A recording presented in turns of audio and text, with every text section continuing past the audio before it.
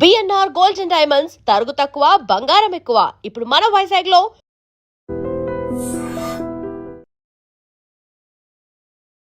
So పావలా శ్యామల గారి జీవితం మనందరికీ తెలుసు. సుమారు 300కు పైగా సినిమాలు చేసిన ఆవిడ. నార్మల్లీ అందరూ ఏమనుకుంటారంటే సినిమా వాళ్ళ జీవితం రంగులమయం అనుకుంటారు, కానీ ఆవిడ జీవితం మొత్తం పాపం అంధకారమే మిగిలింది. ఈ టైంలో ఆవిడ ఇలా ఉండడం అంటే నేను బాధ ఏంటంటే ఇంతకు ముందు నుంచి ఆవిడ స్థితి కొంచెం దీన స్థితికి వెళ్ళడం మనందరికీ తెలుసు. అప్పుడు కొంతమంది పాపం సహాయం చేయడానికి ముందుకు వచ్చారు. ఆ టైంలో నేను కొన్ని కమెంట్స్ ఏం విన్నానంటే నెగిటివ్ కమెంట్స్ పెట్టే వాళ్ళకి చెప్తున్నాను అనమాట. వీళ్ళకి ఎంత ఇచ్చినా సరిపోవట్లేదు అని చెప్పి కొంతమంది మాట్లాడారు. బట్ వాళ్ళ గురించి ఏం తెలుసు అని అలా మాట్లాడారు నాకు అర్థం కాలేదు.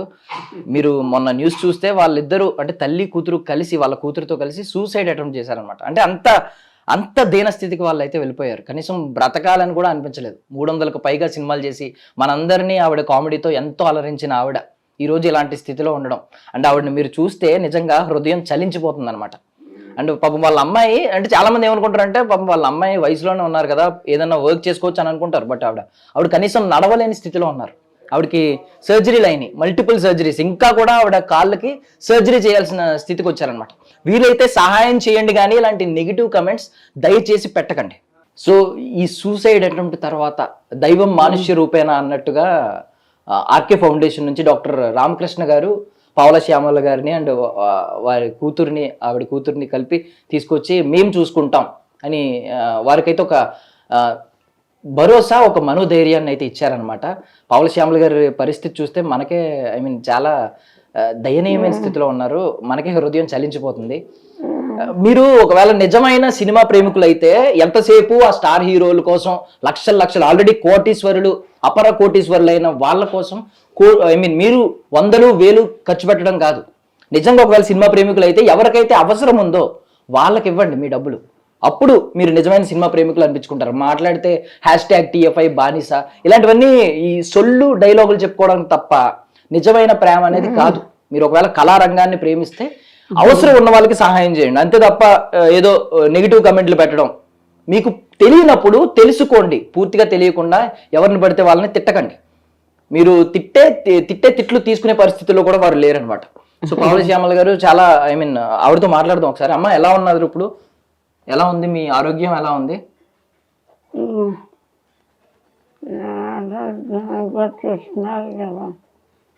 అయితే ఇవాళ ఇలా ఉందండి మీరు వచ్చిన వేళ.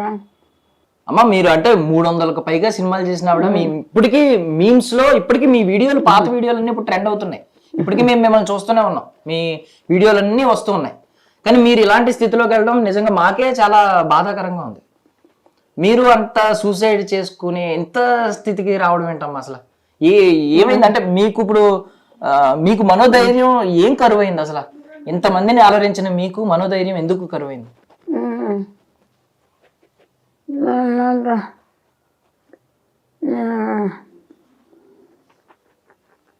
నాలుగేళ్ళు అయింది బాబు ఇలా వచ్చి నాకు. అమ్మాయి కూడా అంతే పడిపోయింది. ఇద్దరం ఒక్కసారి అమ్మాయి పడిపోయింది. కాళ్ళకి ఆపరేషన్ చేయించారు. అప్పుడు చాలామంది హెల్ప్ చేశారు. అమ్మాయి కోలుకోకుండానే నాకు ఇలా వచ్చింది.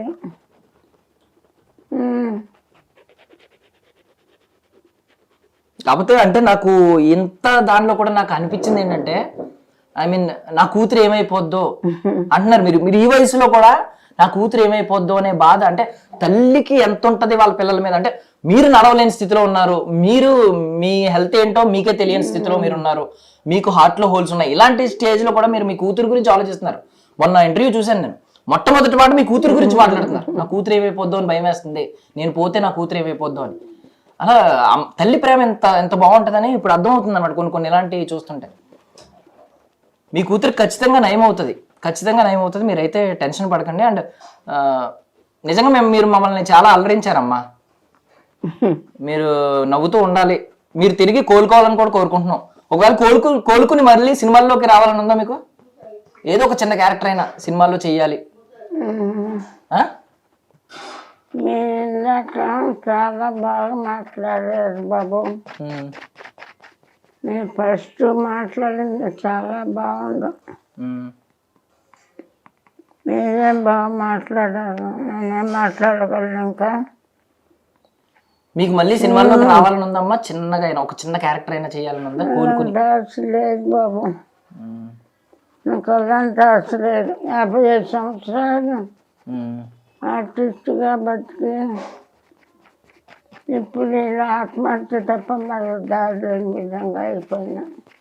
అయ్యో మీరు అలా అనకూడదమ్మా. ఇప్పుడు చిరంజీవి గారు ఇంకా సినిమాల్లో హీరో కింద చేస్తున్నారు, ఆయనకి 70 సంవత్సరాలు దాటిని.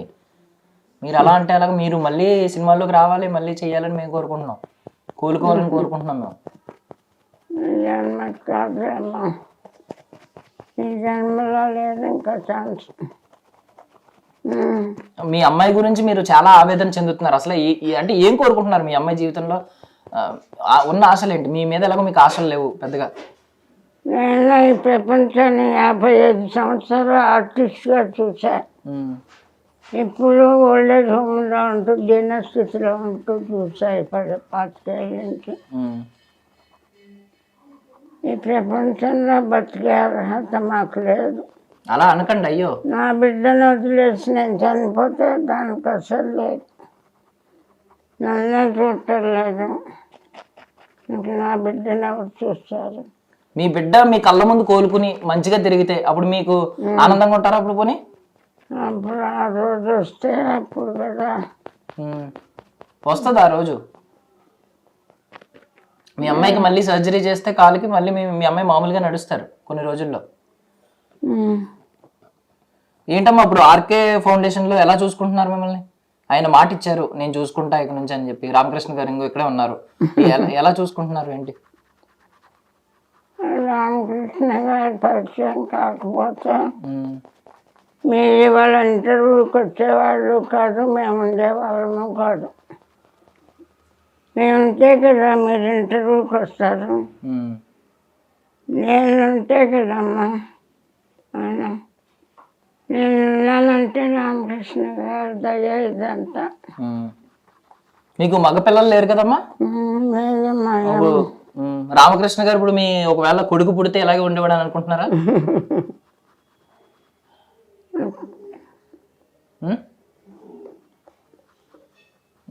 మీకు అబ్బాయి లేడు ఆయన అంటున్నాడు, మా అమ్మాయి అని అంటున్నారు ఆయన.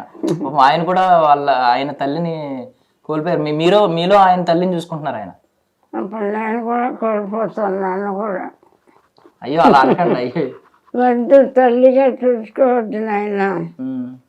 వాళ్ళ అమ్మ ప్లేస్లోకి నేను కూడా వెళ్ళిపోతాను. వద్దమ్మా అలా అనకండి అయ్యో. వాళ్ళ దయతో మమ్మల్ని జారిపడ ఒక ఆర్టిస్ట్ ఇలా అయిపోయింది, మనం కూడా కాపాడకపోతే ఈ ఫౌండేషన్ ఎందుకు నేను ఎందుకు అనుకొని ఉంటాడు. శ్యామల గారు మంచి ఆర్టిస్ట్గా పేరు తెచ్చుకున్నారు. తల్లి కూతురు నిస్సహాయ స్థితిలో బతకలేమనుకొని చచ్చిపోవాలనుకుంటున్నారు. వాళ్ళని బ్రతికించకమా, వాళ్ళని అలా వదిలేస్తే ఇంకా నేను ఫౌండేషన్ పెట్టుకొని లాభం. ఇలాంటి వాళ్ళని కాపాడటానికి కదా నేను ఫౌండేషన్ పెట్టుకుంది అని అనుకుని నన్ను నా బిడ్డను కాపాడారని నేను అనుకుంటున్నాను. ఆ భాషలో అది మీరు ఇంకా వాళ్ళని అడిగి